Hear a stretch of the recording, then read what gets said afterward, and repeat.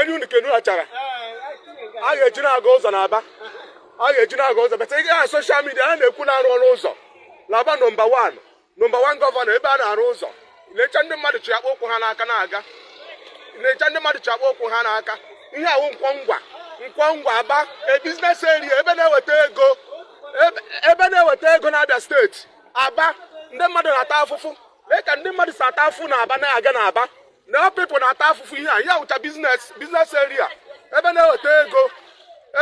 ego na Abia na ya people na-ata afụfụ onye ọbụla chi akpa ụkwụ ya n'aka na-aga gọvanọ biko bịa nyere anyị aka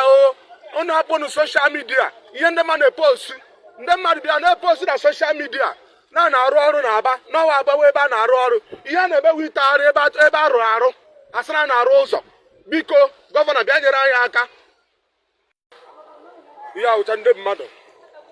ebe ndị